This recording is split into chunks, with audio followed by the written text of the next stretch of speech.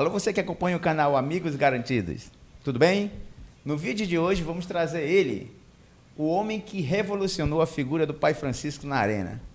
Senhoras e senhores, com vocês, João Paulo Faria. Olá, Marcos. Olá a todos os torcedores. É um prazer imenso estar aqui para falar com a Nação Vermelha e Branca nesse mais novo canal do YouTube voltado exclusivamente para a nossa torcida. Antes de começar a conversa com o JP, que tem muita história para contar do Boi, eu peço que você se inscreva, compartilhe, ative o sininho. Isso é muito importante para o canal. João Paulo Faria, da família Farias aí, que tem grande história no Boi Bumbá, garantido.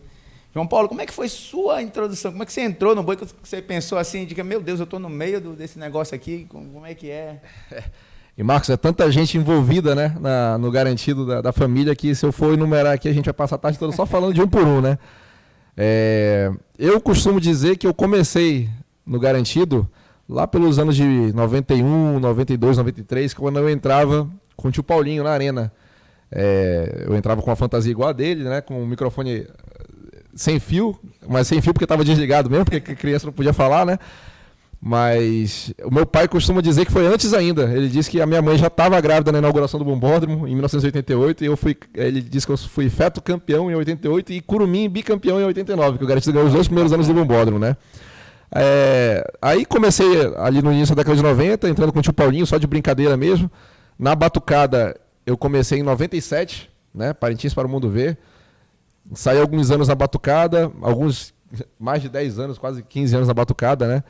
E a partir de 2015 apareceu a oportunidade de ser um dos personagens mais antigos da história do festival, né? E do Alto do Boi, que é o Pai Francisco, substituindo o meu amigo Perinha, que foi Pai Francisco de 98 até 2014.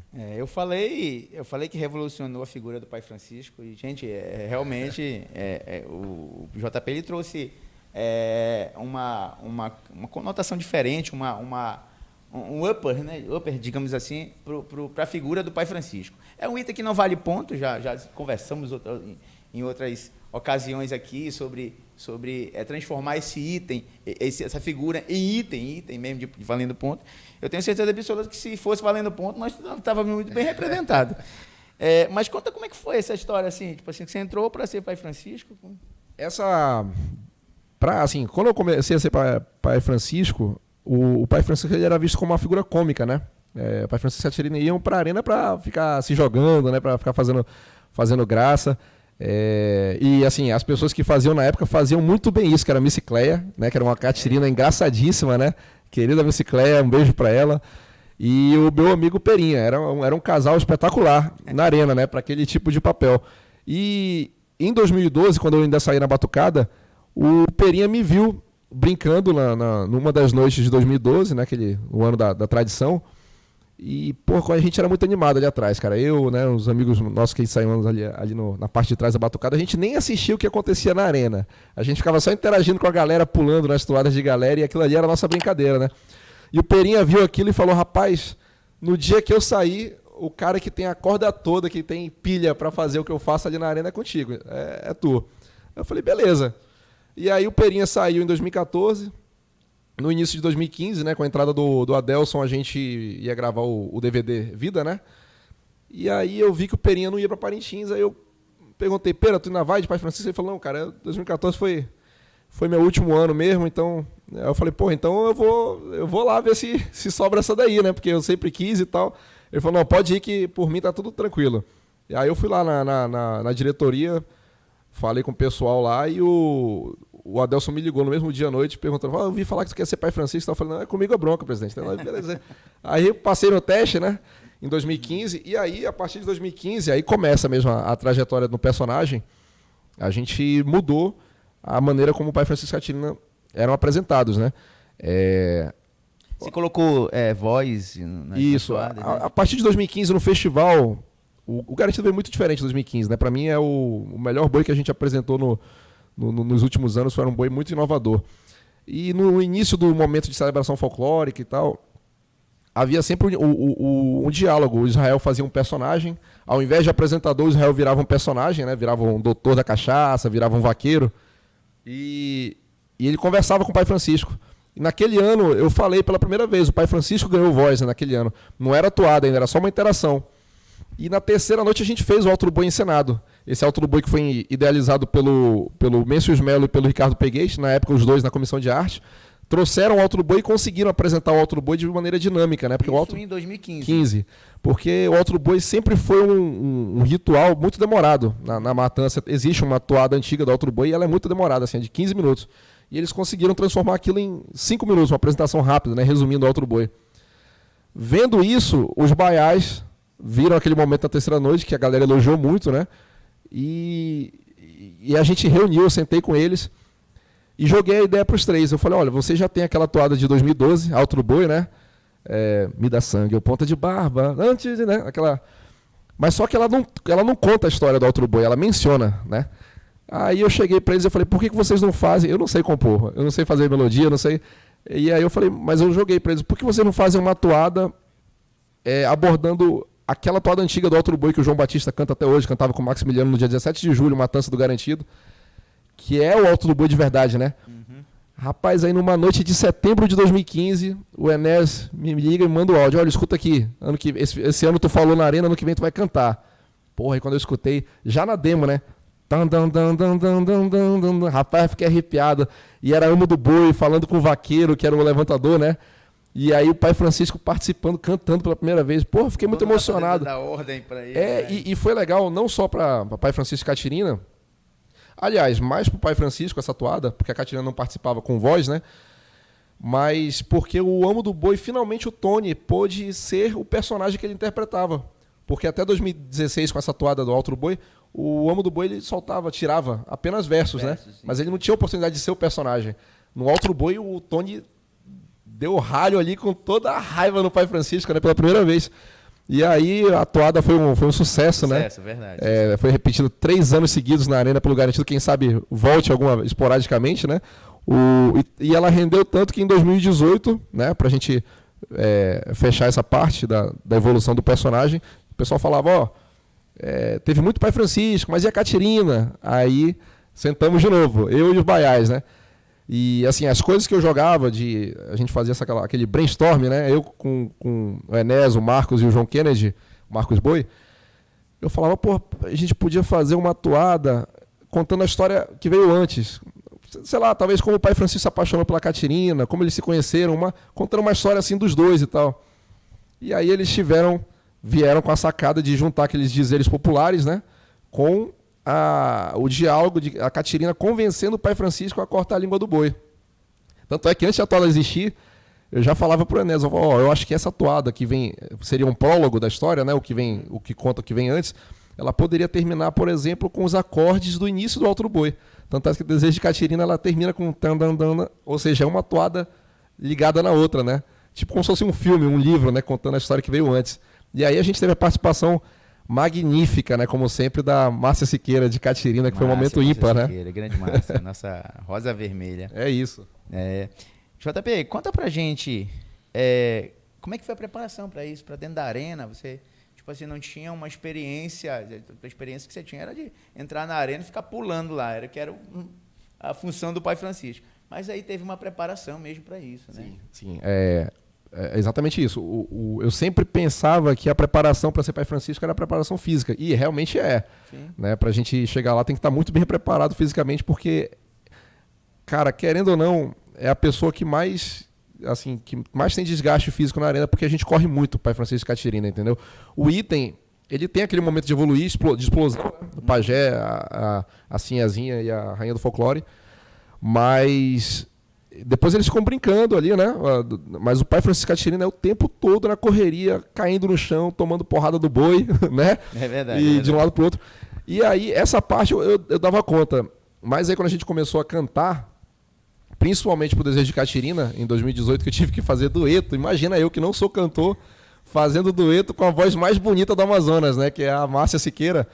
Aí foram meses de preparação, Marcos. Aí eu tive aula de canto com a Rossi Mendonça, né, que é, inclusive, ela é a chefe dos backing vocals do Garantido, né, e competentíssima. Então, era uma aula por semana durante 6 meses para aprender direitinho, porque a toada Desejo de Catirina, além de ela ser encenada, ela é uma toada interpretada, assim, ela não é uma toada que é só chegar lá e cantar. Você é tipo uma peça de teatro, aquela toada, né? Você ouve ela imaginando a cena, Sim, né? sim. Além disso, de ter que cantar rolando para trás e tal, tem o negócio das notas, né? Você tem que aprender e tal. A toada vai lá em cima uma hora, depois ela é mais grave e tal, ela começa grave, depois sobe. E tudo isso, eu tive que fazer uma preparação técnica de aula de canto durante 6 meses. De vez em quando eu ainda faço uma aula com a Rossi, que foi para se preparar para essa toada. E graças a Deus, na arena, no CD, já tinha, mas no CD a gente tem várias chances para gravar, né? Gravar várias vezes. Mas graças a Deus, na arena saiu tudo direitinho. Eu queria mandar um abraço aqui pro Alan Rodrigues, nosso professor, grande integrante da Comissão de Arte do Boi Garantido, que era para estar aqui hoje, mas ele não pôde, né? Por o cara que escreveu um dos melhores livros sobre a história do festival, Boi Bombá Evolução. Verdade. Fazer o mexão pro Alan aqui. Grande Alan. Eu tava conversando com o Alan, que eu ia falar para você, que eu tava conversando com o Alan outro dia, e aí eu digo, cara, vamos trazer o JP, que o JP é muito mais que um pai Francisco. Ele tem um contexto dentro do boi, para as pessoas que estão acompanhando o vídeo, ele tem um contexto dentro do boi muito fora da arena também. Ele trabalha muito. Você participou do marketing do boi, né? Sim. Da equipe de marketing. Conta pra gente como é que foi. Isso, na verdade, foi um trabalho que começou em 2011. O boi tinha um perfil no Twitter, né? Uhum. E aí eu me interessei de ajudar, perguntei quem que fazia e tal, o rapaz me chamou para tomar conta junto com ele, e aí a gente criou a página do Facebook, né? O perfil do Garantido no Instagram, hoje que tem mais de 70 mil, acho que inscritos, fui eu que criei ali em 2011, e a gente fazia postagens em primeira pessoa, como se fosse o Garantido mesmo falando, sabe? A galera gostava muito na época, porque postava assim, eu sem mexer no Photoshop, a gente fazia a montagem como se fosse o Garantido tirando selfie. Na época da Olimpíada de 2012, a gente fez várias imagens na Inglaterra, botando montagens do Garantido participando da Olimpíada, o Garantido na piscina junto com o Michael Phelps. Rapaz, a galera pirava na época, sabe? Era bacana, que legal. Era muita brincadeira. E aí, hoje em dia, as mídias sociais do Garantido, você vê que tá gigantesco, né? O Facebook com mais de 100 mil, o Instagram com mais de 70. É legal porque foi dada uma continuidade nesse trabalho, né? E aproveitando para mandar um abraço aqui pro pessoal da comunicação, o Márcio, o Caio, todo o pessoal da comunicação lá de Parintins, que são meus parceiros aqui. Aqui eu faço um trabalho em Manaus, eles fazem um trabalho lá em Parintins e acaba que juntando tudo a gente faz um trabalho em prol do nosso querido Garantido. Eu falava com o Alan também que você é um grande contador de história, né? JP é um grande contador de história. Eu estava outro dia num evento e aí o JP estava conversando com o Davi Assayag. Cara, e o Davi ria, e o JP conversava e contava aquelas histórias. Tem alguma história de arena inusitada que tu possa contar pra gente, que tu possa dizer assim, pô, esse ano foi marcante? Nessa toada Desejo de Catirina, de 2018, todo mundo que está ali na arena que usa microfone, Amo do Boi, a Márcia quando vai cantar, apresentador e levantador principalmente, muitas pessoas não veem de longe, mas eles usam o retorno, né, que é o fone de ouvido, que a pessoa ouve basicamente os arranjos, teclado, né, violão, mas para isolar o som da batucada e tal, para a pessoa ouvir como a nota que tem que entrar, né, como deve cantar. E na toada do Desejo de Catirina, que eu tinha essa encenação com a Márcia, em um dos momentos da toada, antes do último trecho que eu cantava, a Márcia, combinado, né, ela me empurrava no meu peito e eu virava para trás, dava uma cambalhota para trás, né. E nessa cambalhota, a caixinha do retorno que fica presa na calça, ela saiu rolando. Tipo, eu lembro claramente da imagem de eu pousar, né, da cambalhota e aí sumiu tudo aqui. Tipo, fiquei completamente surdo, né? Você não ouve mais violão, o teclado. Aí eu olho pro lado, a banda tá bem ali na frente, né, a batucada, e eu só vejo a caixinha do retorno rodando. Aí ela vai e eu já não tô ouvindo nada, né? Aí uma moça do Garantido pega, eu falei, ela vai trazer pra mim e vai ligar de novo aqui, né, pra eu terminar a toada. Ela pega, bota no bolso e devolve pra banda. Eu falei, agora, isso numa fração de segundo, Marcos. E não tinha um retorno do retorno de dentro da arena? Nada. E aí a Márcia do meu lado, eu já não ouvia mais o que a Márcia tava cantando. Eu tinha mais um trecho pra cantar na toada ainda. Aí eu olhei pra banda assim, mas assim, isso é uma fração de segundo, é muito rápido. E na gravação do festival, não mostra esse momento exato, sabe? Tava filmando a galera e tal. Aí eu falei, rapaz, agora é a hora que separa os homens dos meninos, né? Vai ter que ser na raça. Aí, nesse momento, eu me aproximo da Márcia, né? Que eu já não tô mais ouvindo ela, eu vou só pela leitura labial. E eu já sabia de tanto treinar a força que eu tinha que fazer aqui no diafragma, como a altura que a voz tinha que sair, né? Aí eu via a Márcia cantando, eu sabia em que trecho ela estava. Nessa hora eu acho que eu fiquei ajoelhado na frente dela, fazendo leitura labial. Aí eu sabia o trecho que ela estava, e ela falava, então tu vai, eu vou mesmo. Mas isso aí no final, mas ainda tinha um trecho maior para cantar. Então eu cantei a última parte sem ouvir nada, sem saber como a minha voz estava saindo, eu só ouvia a batucada. E, cara, você ouvir só a batucada não é o suficiente, você tem que ouvir as notas no teclado, os arranjos.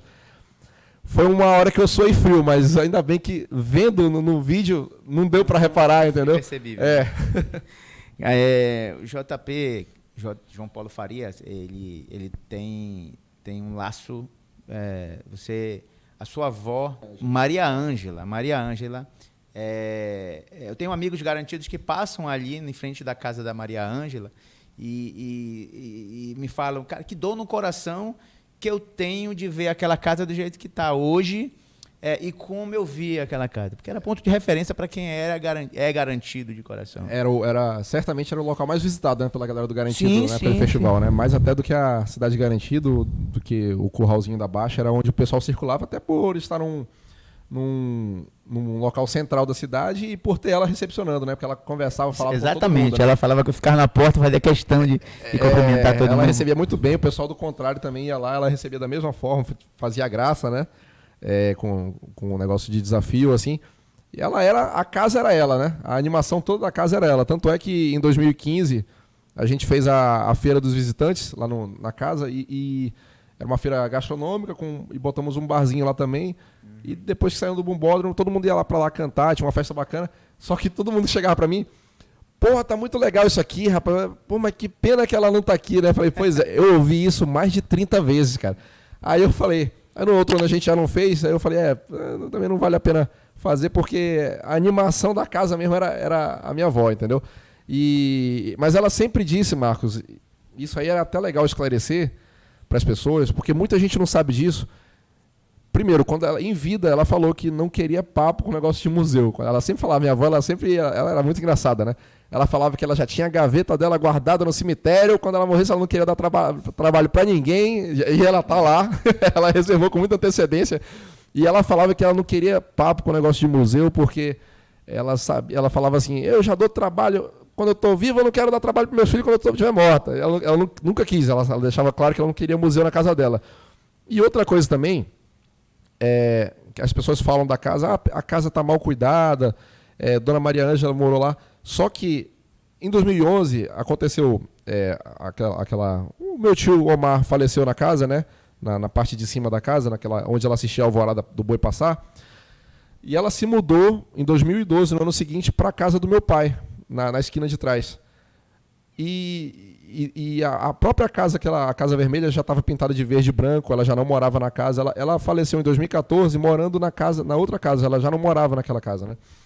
Essa casa voltou a ser vermelha em 2015, quando a gente fez a Feira dos Visitantes, mas ela própria já tinha seguido adiante, entendeu? Ela teve umas diferenças ali com o Garantido no final da vida dela, inclusive eu tenho muita gratidão pelo Israel, porque... Com o amor da vida dela, né? Porque a diretoria é complicado, né, Marcos? Verdade, sabe, verdade. Né? E naquela época o Boi esqueceu muito a turma da velha guarda, não só ela, como muitas pessoas que fizeram parte da história do Garantido. Né? A gente vai chegar no assunto do centenário já. Já. Mas no final da vida dela, o aniversário dela, dia 12 de janeiro, o Garantido foi lá com a batucada e o Israel, e ela ficou tão feliz, né, com o boi ali, que ela pediu o boi de presente para o Israel. O boi ficou lá e ela faleceu dia 20 de fevereiro, pouco mais de um mês depois. Então ela pôde ter esse último contato, fazer as pazes, né, com o boi dela, que é o grande, como tu falou, o grande amor da vida dela e de todos nós. Na né? realidade, é que você deixou bem claro que ela nunca brigou com o grande amor da vida dela. Não, né? não, o boi ela sempre gostou. Tanto é que, por exemplo, quando ela estava nesse ato do Garantido, em 2013, eu fui lá na casa dela, eu convidei ela para ir na verdade, o Boi convidou para ela ir na gravação do DVD do Centenário, no início de 2013, e ela falou que não ia, eu fui lá, passei a tarde toda convencendo, e ela estava lá no camarote, na gravação do DVD. Então ela sempre gostou do Garantido, mas é porque aquelas indiferenças que as diretorias do Garantido às vezes têm com as pessoas que fizeram parte do Boi, né? ela sentiu muito a forma como algumas outras pessoas também foram tratadas e aí ela ficou desiludida por um tempo, né? Mas sempre é muito garantido, só que assim, a casa, realmente ela tá um pouco, ela tá bastante, né, prejudicada agora nos últimos anos, porque é caro manter, né? Sim, sim. E a gente não tinha como deixar um segurança ali nos últimos 5 anos, né? Que eu estou tomando conta da casa. Então as pessoas começaram a pular e roubar item da casa, roubar vidro, roubar grade, roubar telha, roubar até o piso, sabe? Aí é mais a questão do respeito com o patrimônio alheio do que da manutenção, né? Porque a casa ficou... Infelizmente. Saudosa Dona Maria Ângela. Beijo para a senhora onde quer que esteja. E eu tenho certeza que está do lado do pai. Este foi o primeiro vídeo da entrevista com o JP, que até aqui falou de toda a sua trajetória dentro do boi, de como se tornou pai Francisco e de sua avó, Dona Maria Ângela. No próximo vídeo ele vai falar de mais histórias do nosso querido Boi Bumbá Garantido e do festival. Não deixe de compartilhar, se inscrever no canal, deixar seu like e comentar. Isso é muito importante. No próximo vídeo o JP vai estar aqui com a gente para a segunda parte dessa entrevista sensacional.